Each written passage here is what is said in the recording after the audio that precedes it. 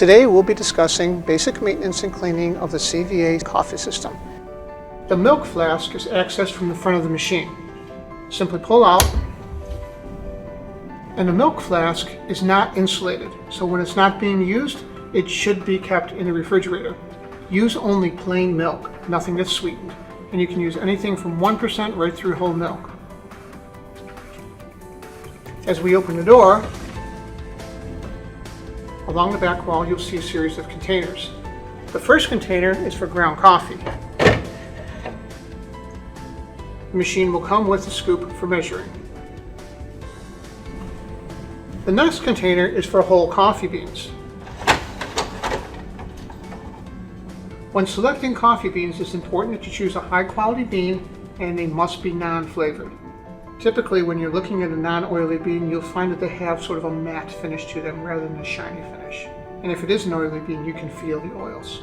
Flavored beans will damage the machine. In order to fill the container, you simply pull back on the lid.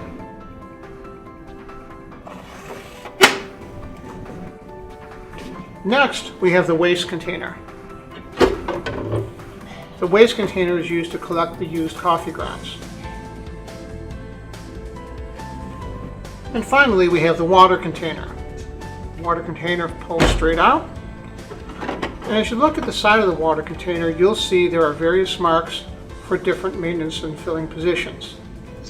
It's very important that you use cold, fresh tap water, and the tap water should be changed every day.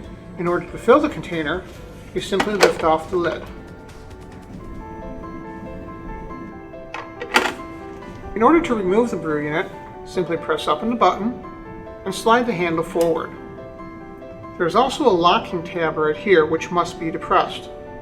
Press the tab and pull the brew unit out. Now cleaning the brew unit is very important and we'll cover that in our maintenance section.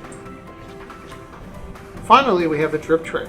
The drip tray just pulls straight out, and at the back you'll see a couple of metal contacts. These metal contacts sense when the drip tray is becoming full, and it's very important to keep them both clean and dry. And the grid serves as a splash shield, and that just lifts straight out. Now in order to reassemble, I just reinsert the drip tray. And right now I'm going to reinsert the brew unit. You'll notice that the handle is in the forward position. Simply slide it into place and you'll hear it lock.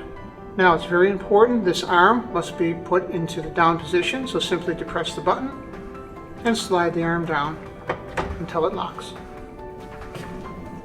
And insert the water container, making sure that it seats fully, along with the waste container, whole bean container, and ground coffee container.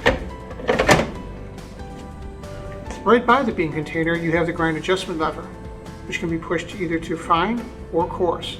Before making any adjustments, make sure you consult your operating instructions for the correct procedure.